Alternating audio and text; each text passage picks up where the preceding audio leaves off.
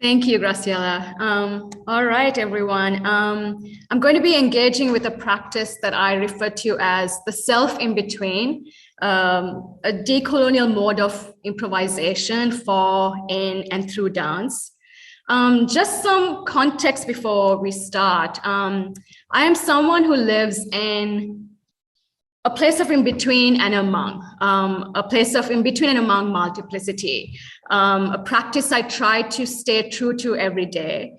While the world will need binaries and dualisms at the moment and in the foreseeable future because of the ways in which colonial systems have influenced the existence of language, context, and place, it has become clear to me over the years that I want to have a practice to question and explore the self in between, to uncover the forces, both internal and external, that are constantly at play, consciously and unconsciously, in my body. And I refer to it as a decolonial practice, which I'll talk about it later on, that deliberately calls for the multiplicity that situates within me and my intended social, political, and physical territories. This workshop is an offering, an invitation to make possible an alternate way of thinking in dance practice through the notion of in-between that I refer to as a self-in-betweeners practice. But before we begin, I encourage you to take a moment to say words of gratitude, which are customary to your tradition, or as you feel so moved, to acknowledge and honor those that have shed light on your path and your thinking and provided the roots to your thinking. I would like to say that I teach this workshop as a humble offering of gratitude, as a symbol of preservation and acknowledgement of knowledge passed on from ancestors, scholars, artists, mentors, and collaborators I've worked with over the years, a product of endless generations of converging paths and dialogues. I like to say that I'm like a kumbuk tree with roots spread far and wide. So I'm very grateful for them. So let's take a moment to say our own gratitude in the ways that you feel so moved to do so. Thank you.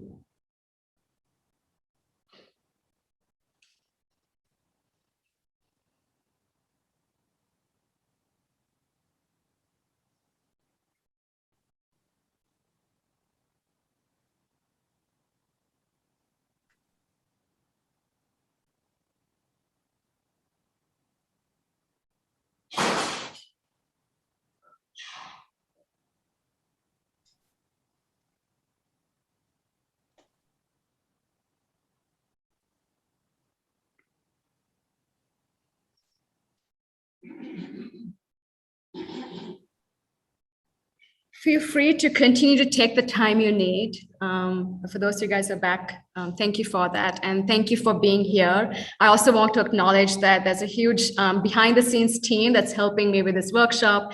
And I'm very grateful for them. Kalila, Onara, Graciella, Gregory, thank you so much for all your help for this workshop.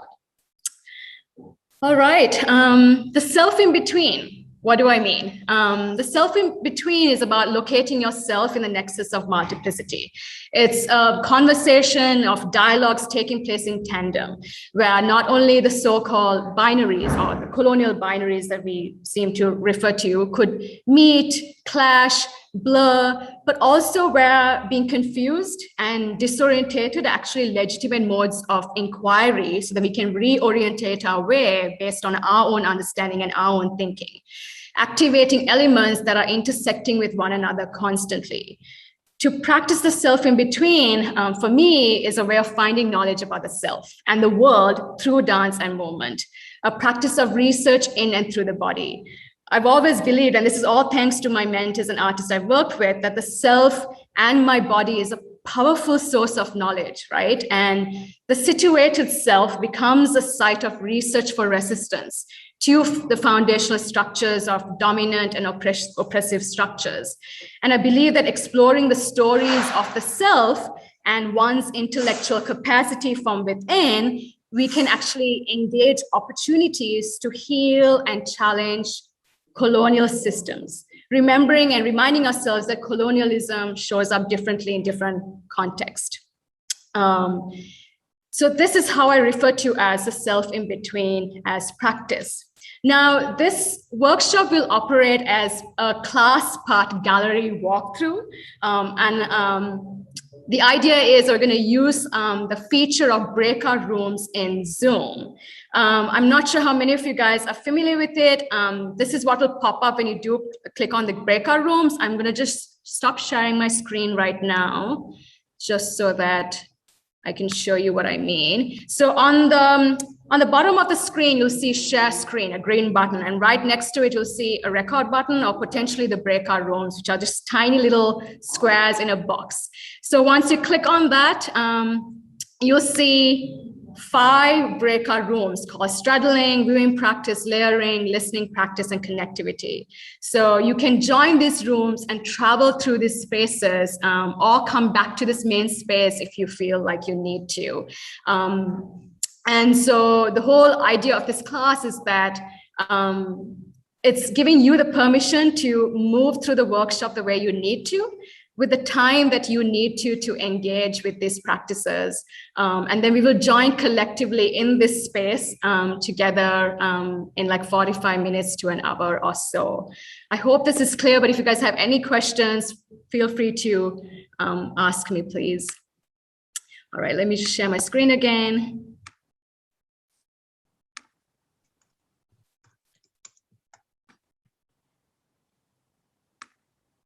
All right, so this is what will pop up when you do click on the breakout rooms.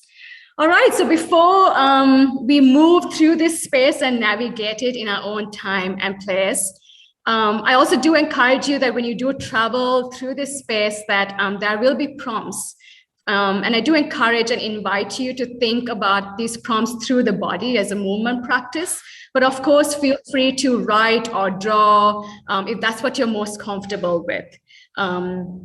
So yeah, but before we open up the rooms, I would like us to grab a piece of paper, pen or pencil. We're just going to do like a collective exercise. It's very individualistic in nature, but it would be really great to spend some time together right now to work on this. Spend some time jotting down a list of words, terms, phrases, or draw to describe your identity. I'm curious to learn how we can get past singular terminology and binaries. How can we complicate the ways in which we describe ourselves? How would one describe oneself in the most expansive way possible? And reflecting on the contemporary discourses of identity, could we move beyond, reimagine, rethink singular meaning? How can we go beyond singular meaning and find multiplicity in language to describe ourselves? For instance, instead of me describing myself as Sinhalese and Tamil, which are 2 ethnicities in Sri Lanka, where I'm from, what other words and images could describe these 2 ethnicities for me? Instead of female, what other words and terms could describe the characteristics of my body or my being, and so on and so forth? So take some time to think through this, take the time that you need. And once you have done so, I encourage you to take these words with you as you travel through this gallery/class Zoom space. I hope that's clear, but I'm here if you have any questions. Thank you. And please, I hope you enjoy this time as you navigate and traverse the space of Zoom. Thank you.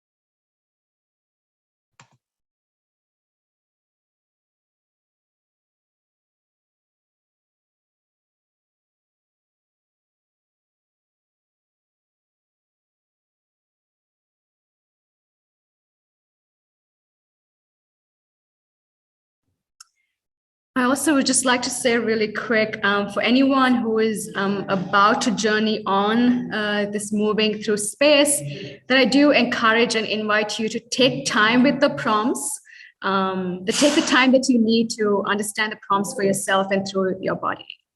All right, thank you.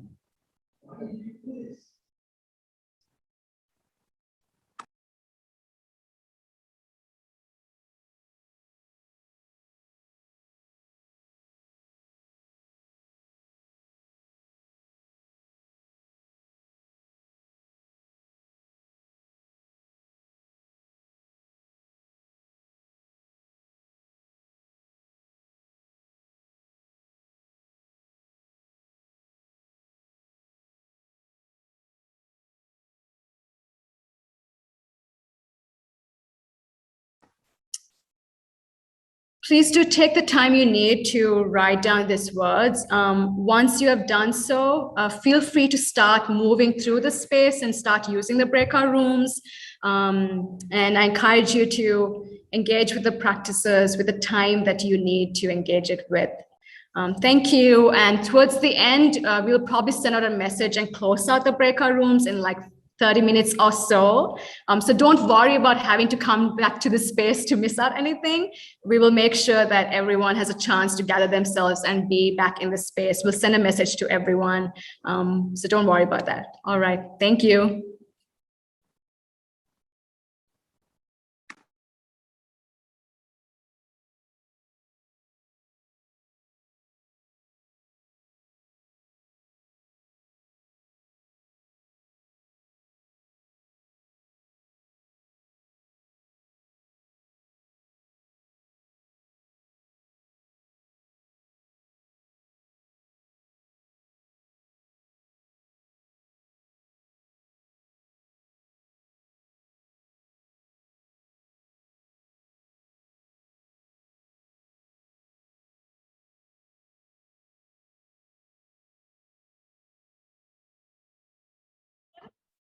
Any language the correct way, and I was shamed for it. But when growing up in the middle of the war, understanding your language and understanding your identity were crucial. Although I was not directly impacted by the violence of the war, there were psychological impacts and confusion.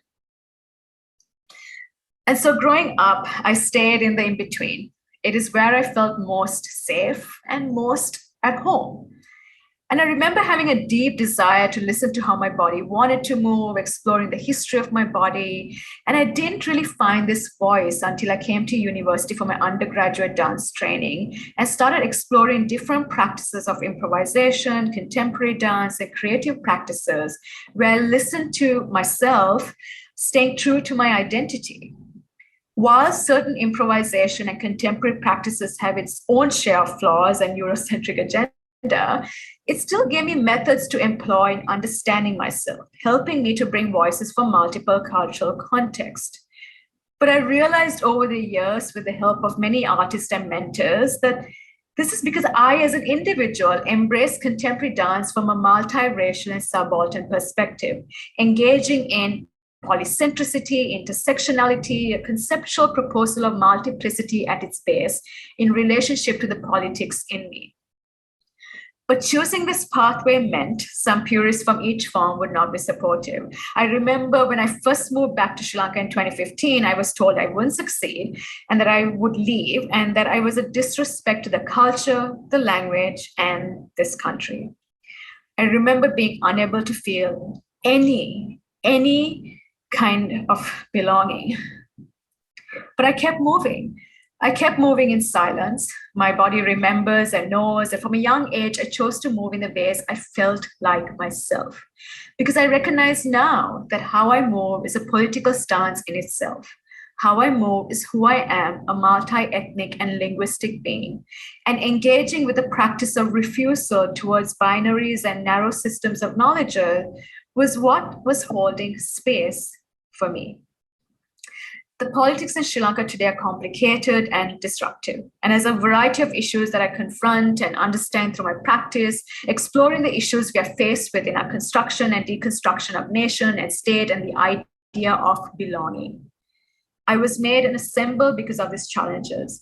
And from a young age, as a dancer, I was already in motion to imagine and demand for something else, a something in between and among multiplicity. I'm extremely thankful to the artists and mentors and collaborators I worked with over the years who gave me space to be who I am. Thank you.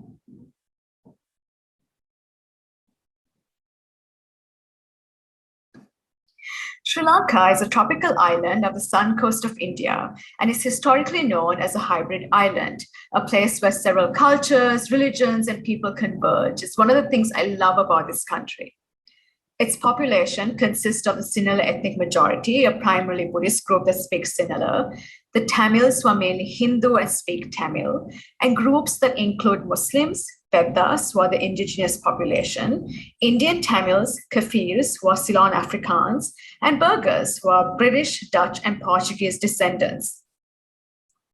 Colonized by these different countries, Sri Lanka was left divided between ethnic groups, especially between the Sinhalese and the Tamils. And after independence in 1948, these divisions deepened and led to a deadly civil war that lasted until 2009.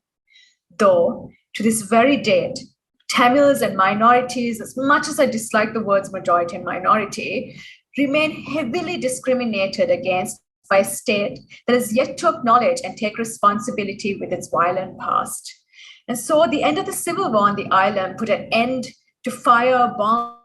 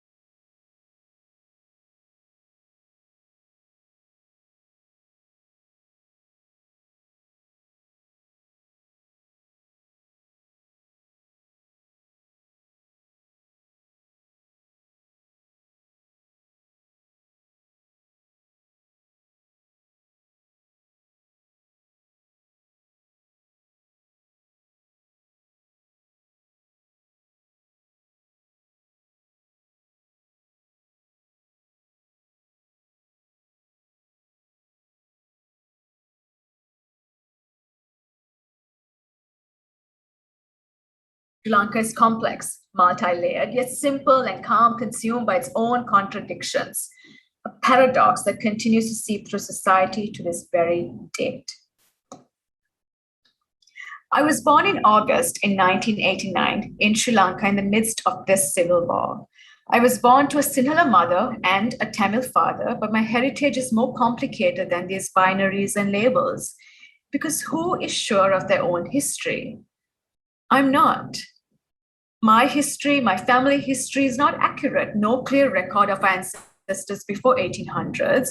And within this story, my story and the story of the post-colonial process of Sri Lanka, dance served and was mobilized as a political tool.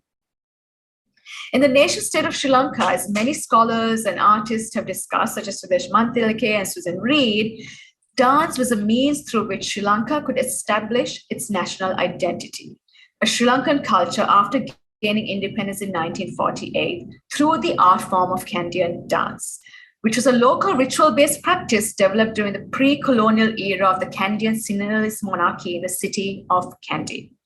But before the state got involved, there was already an active mobilization in place by the Kandyan dancers to be recognized and respected as a proud cultural art form. And this mobilization only increased and significantly rose once the nation state of Sri Lanka sponsored it as part of the nationalist ideology. Multiple institutions were created and private dance schools were encouraged, and codified techniques were established through colonial influences. All this was done to revitalize, to quote, national culture, the Sinhala culture. The culture became emerged as something exclusive and possessed by a certain group of people, the Sinhalese, as Susan Reed spoke about. Many Sinhalese considered their culture fragile and therefore required unusual defenses to survive against the Tamil culture that was highly popular given its presence in India and the relentless European influences. As one Kandyan dancer stated during a radio interview in 1987, if there's no dance and no Buddhist temple, then there is no Sinhala nation. Now, Kandyan dance has been influenced by, folk dances such as Bharatanatyam, and Bharatanatyam was highly popular in the early 1900s and is mostly practiced by Tamils in Sri Lanka. But Bharatanatyam was removed from being a local Tamil Sri Lankan tradition and positioned as a universal Indian tradition relevant to the South Asian subcontinent that even Sinhala people practiced it, whereas Kandyan dance became the only identifier of Sinhala heritage and a strong sense of national identity that reflected a Buddhist and Sinhala culture very distinct from the rest of the world. As a multi-ethnic being, I didn't feel like I belonged to Kandyan dance. I remember feeling out of place during my training, and I also felt out of place while learning Bharatanatyam, as grateful as I am to both for their knowledge and training. I truly am grateful. But both forms were taught from a cultural lens that was so deeply rooted to the state and the two ethnicities, and in a way indirectly to the problematic nature of the Civil War, that I felt like I was neither here nor there. And alongside these, I was training in ballet, jazz, and hip hop, finding my way through this beautiful world of dance. And I loved training. I'm really thankful for it. But I never saw myself belonging to either of these forms as well. To be honest, I didn't understand why we had to choose or stick to one form of training. And during this time, I was pressured in schools and by relatives of my family to choose a particular language or choose a particular religion. And I was neither. And I also chose not to choose. You see, I've always had a complicated relationship with languages. The product of an international schooling system based on the British curriculum, I grew up speaking English as my first language, learning my two native languages at home, making me a trilingual being. Though, to this very date, I still find it difficult to speak in English, Sinhala, or Tamil properly, whatever proper means. And therefore, I never felt like I spoke any language the correct way, and I was shamed for it. But when growing up in the middle of the war, understanding your language and understanding your identity were crucial. Although I was not directly impacted by the violence of the war, there were psychological impacts and confusion. And so growing up, I stayed in the in-between. It is where I felt most safe and most at home. And I remember having a deep desire to listen to how my body wanted to move, exploring the history of my body. And I didn't really find this voice until I came to university for my undergraduate dance training and started exploring different practices of improvisation, contemporary dance, and creative practices where I listened to myself, staying true to my identity. While certain improvisation and contemporary practices have its own share of flaws and Eurocentric agenda, it still gave me methods to employ in understanding myself, helping me to bring voices from multiple cultural contexts. But I realized over the years, with the help of many artists and mentors,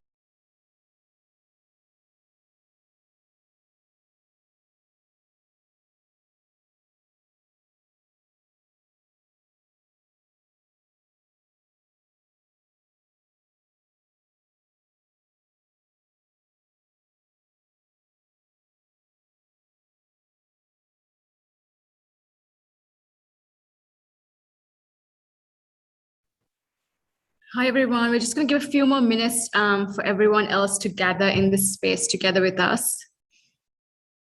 Feel free to grab some water or anything you need, and then we'll arrive back in this space. Thank you.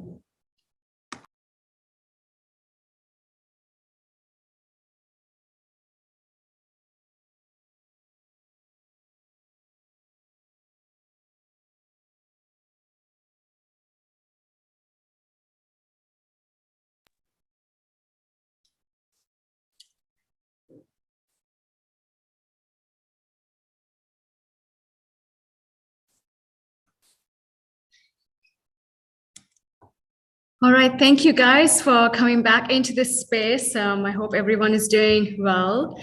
I just wanted to share that the practice of in between is not a product of one individual. It's not just a product of myself or just my output or by any means the only option. It's not.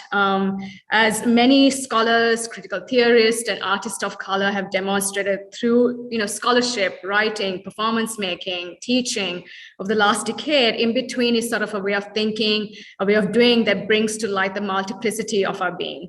It's a physical practice for me that asks me to work and explore alongside each other by questioning social constructs and terms, but through the body, through the movement, keeping in mind the politics that's in us. It's a starting point towards hopefully a pedagogy that calls for not only inclusivity of non-dominant forms of knowledge, but also one that actively seeks to bring individual social and political identities into play, hopefully demonstrating the validity of experiences, languages, and perspectives that we come with, but through movement. And my hope is that these practices continue to grow, evolve, and adapt as needed by those engaging with it, and that we're able to think through about how to use such practices to approach how we do technique, understand it, and move through it as we navigate this beautiful art form we all so dearly love, dance.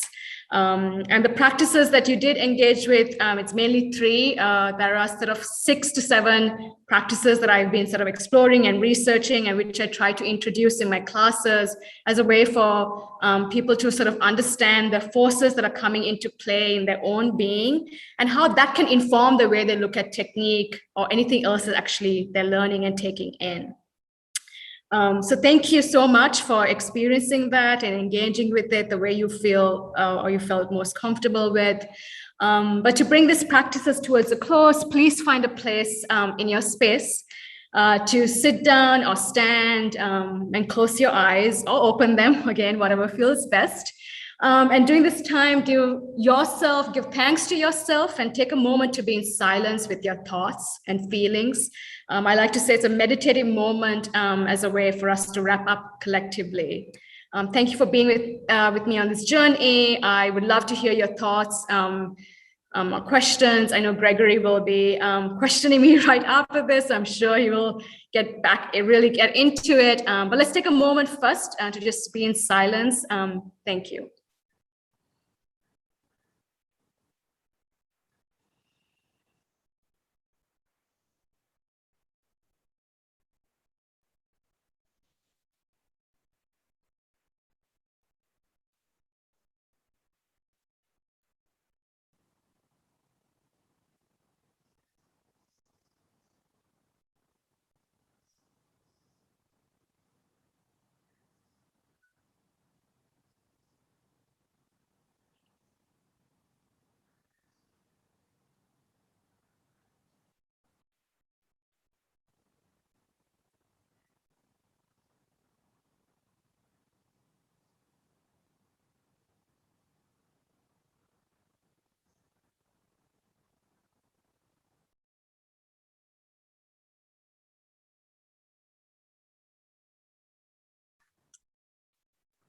Thank you. If you still need more time, feel free to take that.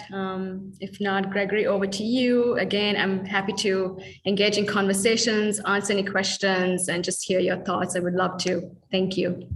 Thank you, Umeshi. I think before I start asking you any questions, I would love to open up the Zoom space to hear feedback in terms of your experiences as you traverse the different rooms, as you were engaging with the different practices. I would just love to hear your feedback, just the next 4 minutes, in terms of how you felt as you were participating in these practices.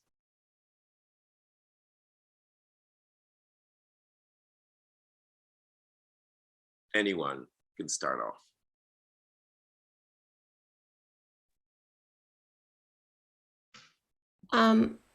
I was really very excited, especially in the section of connectivity. That was a very exciting component for me. I mean, when we live in so many different worlds in our body, and we have all this information, I've always sort of, I've never really figured out the connectivity, and so it was interesting to put them in that way that you've suggested, and there was a very, very gratifying feeling.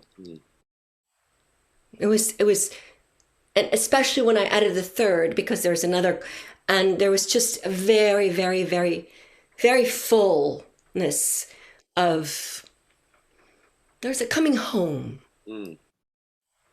I'm 62, so it's been a while. Just wanted to share that experience. Thank you. Thank you for that. Thank you for that. And I think there, in terms of, as I was navigating as well, I wasn't fully participating because I wanted to bounce around. There was something slightly organic about the journey. And I wanted to thank you for allowing that, Umeshi. I think that was what was gratifying to me, the fact that it didn't feel forced and or staccato. It was very organic and liquid. And so I thank you for that experience as well. Anyone else? I really appreciate, hi, Umeshi. It's really so great to see you again, and everyone. The connectivity, but for me, the connectivity and the layering were the things that really most resonant with me, especially the layering and taking the words from the very first room, or the very first prompt, and realizing that these things all are inside our bodies anyway. They're there all the time, that we don't necessarily access them at the same time, but that is a toolbox and a repository for so much stuff, that we don't, it's like not seeing the forest for the trees on some level, really sort of ignoring all of that stuff that's there because maybe it's too much. And I will admit that the connectivity exercise was a little frustrating for me, intense and difficult, because it's like being in more than one place at the same time, and I did just recognize this division, but I also see how it can be a richness for the creation of new shapes and sizes and forms and, all of that. So I thank you for that, because it really is a richness that is something to take away. It's a great takeaway. So I really thank you for that. Thank you, Rhonda. Anyone else? I just want to say, Rhonda, thank you so much for sharing that, especially with the connectivity practices. What I was really interested in was also the fact that it feels uncomfortable at times, right? It feels very difficult when you do put practices like that through your body. And I was interested in that, the kind of discomfort, because I keep thinking of Julieta Singh's book, Unthinking Mastery, which is a really brilliant book to rethink how we think of mastery. And she talks about the importance of also going through discomfort to really unpack and unlearn, and then rethink and relearn. And so I guess connectivity practice was, in a way for me, was that it was going through this discomfort to really find my way through, around, and in, and to figure out what this language feels like in my body. So thank you, Rhonda, for sharing that. I appreciate it. Thank you. Just anyone else before Umeshi and I start talking? Your experiences, how you were engaging with the practices. I think for me, I I think for me, I was hosting Straddling, the Straddling room, so I was really engaging with that one the most. I think for me, Straddling became like in this in between, it became like a moving almost outside of yourself. And I think because you had to focus so much on a binary of one or the other, then eventually you started to just move through them. And so straddling for me really did become about almost resistance, like resisting the binaries.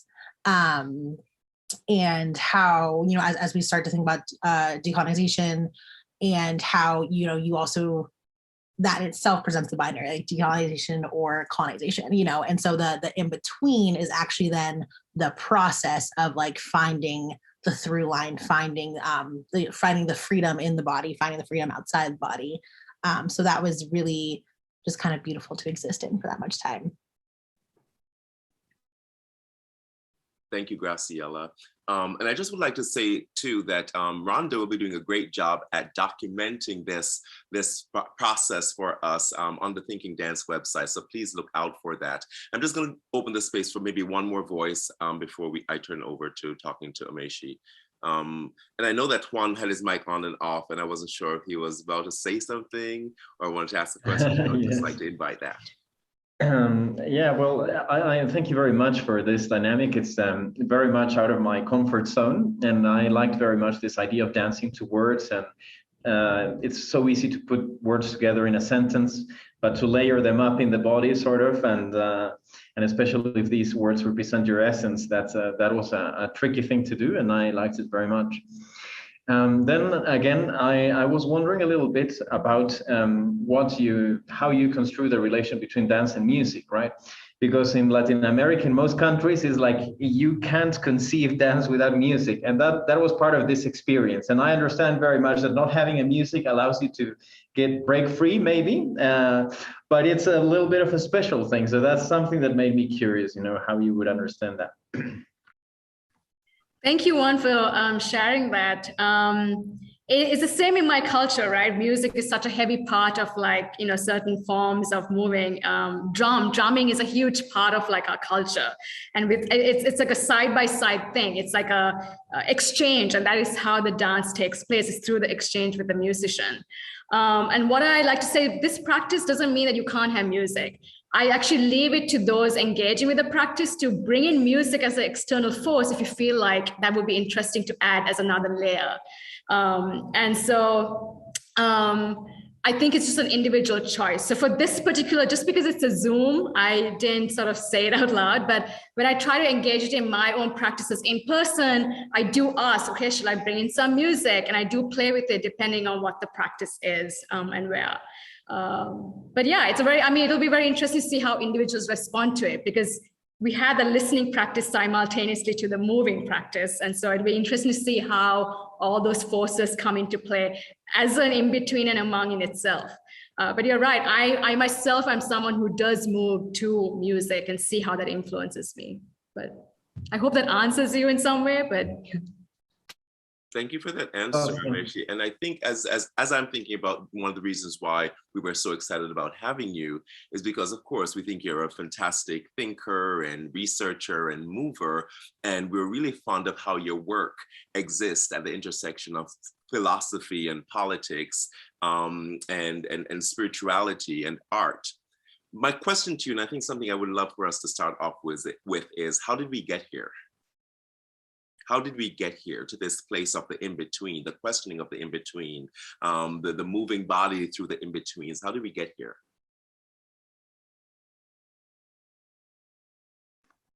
Thank you for that, Gregory. It's a very heavy question, right? And it's very complex in nature.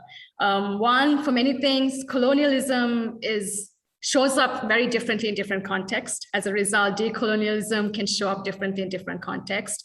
And then when we also think about who is indigenous, who is not, especially thinking of the Sri Lankan context and the amalgamation within Sinhala and Tamil communities, we can see how politically contested and difficult it is to figure out who has been colonized, who hasn't been not, because of the multiple layers of colonization and amalgamation that has taken place over the years, over centuries.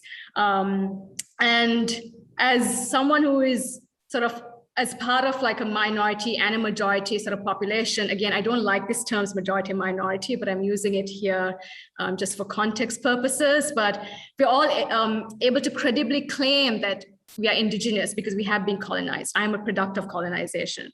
But yet at the same time, I am someone who is brown. I am someone who is multiracial. And so there is a sense, the fact that if not for colonization, what else is there, right?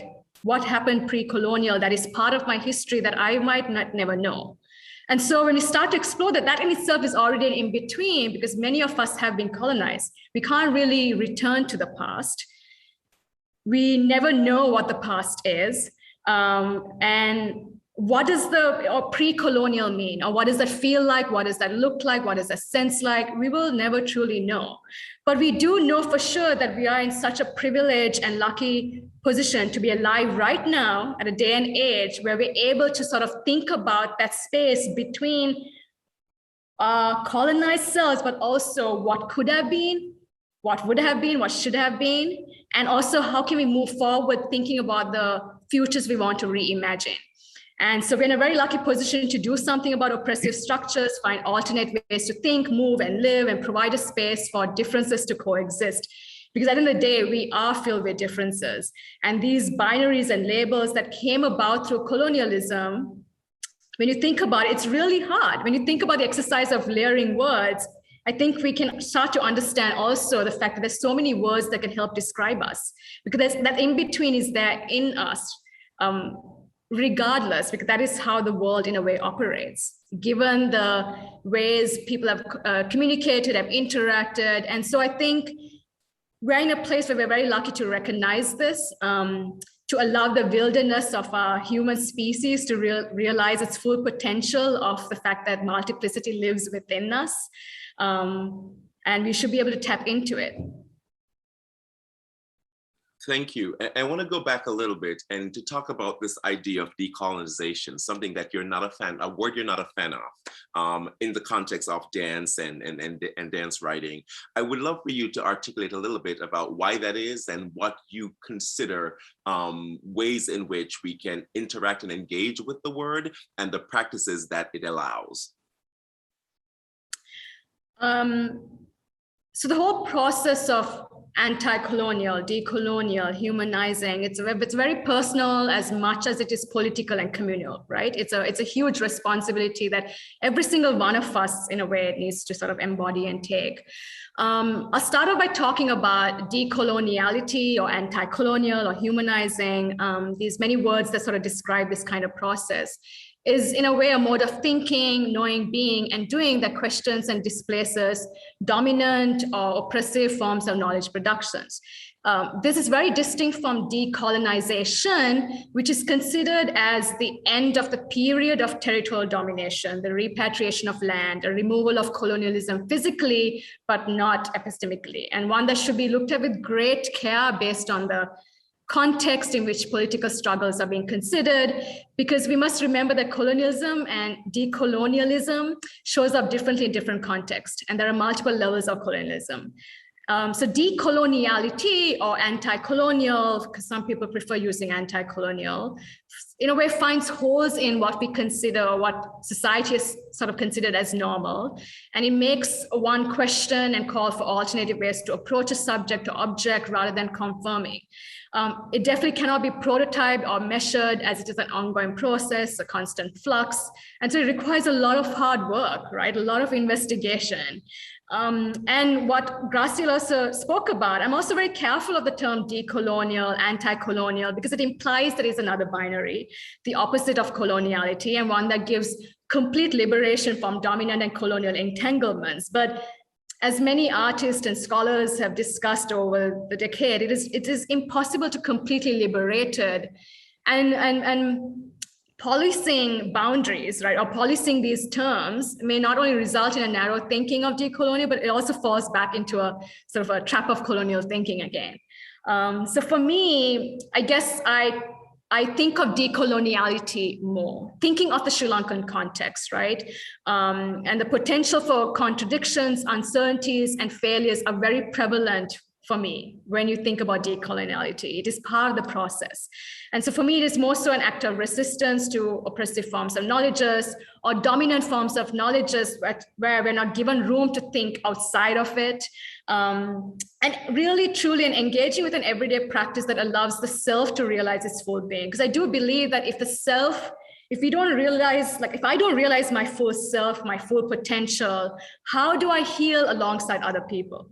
How do I heal alongside community when I don't understand fully what it means to realize my full self in relationship to this context?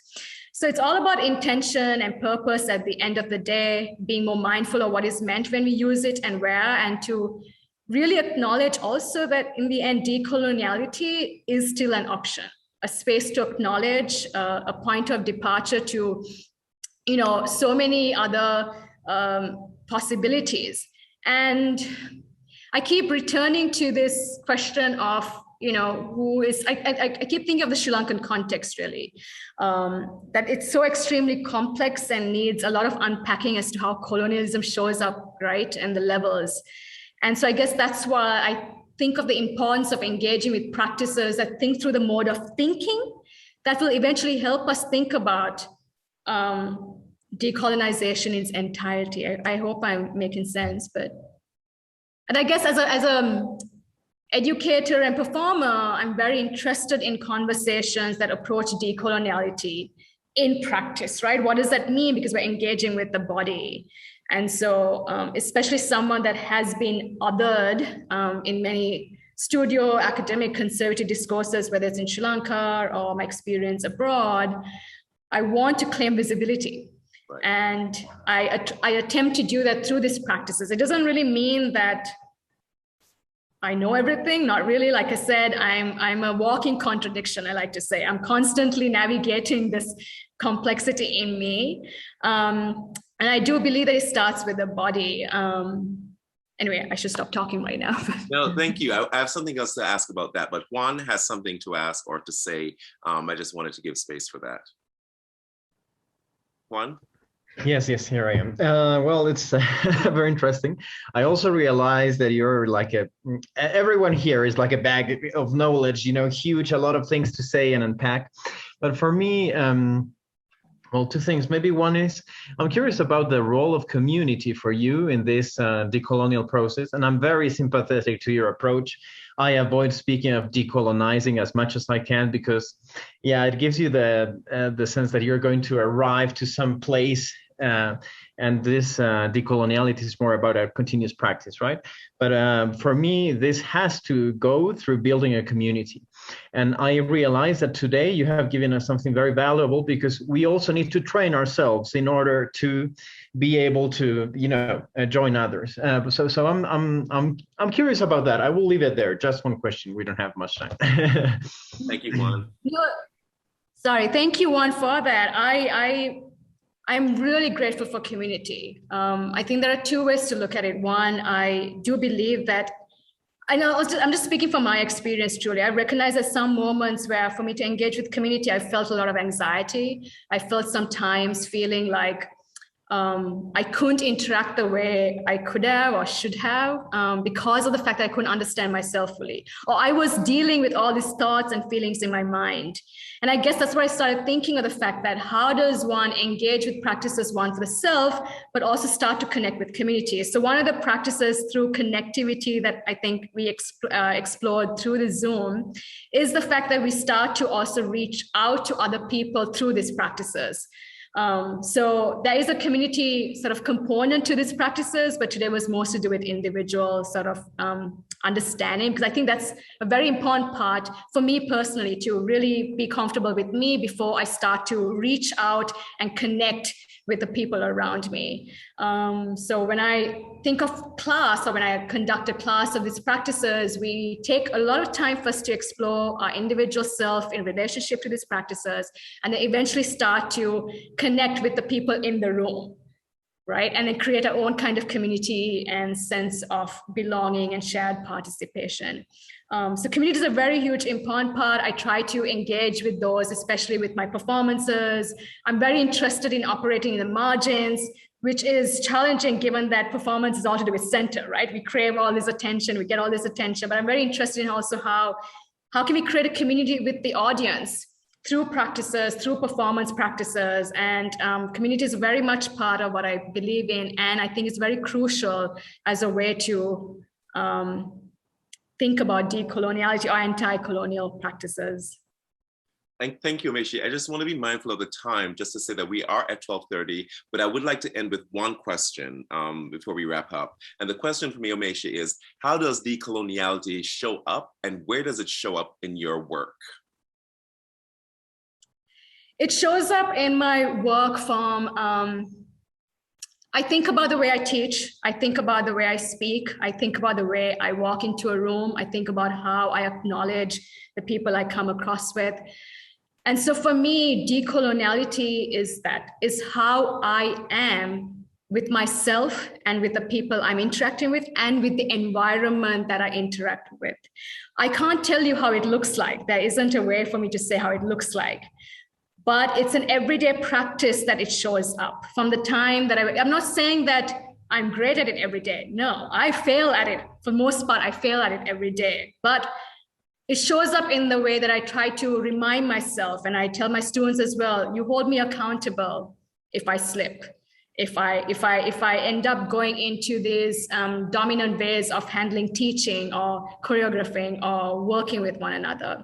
So how it shows up is that, to be honest, is me working on my thinking, my way of being, my way of moving and living in this world. That is how it shows up. And that is how I believe that I need to keep working on. The best way I can engage in decoloniality is one, like I said, is to keep improving and growing myself, and then helping along community and being a part of community as I go along.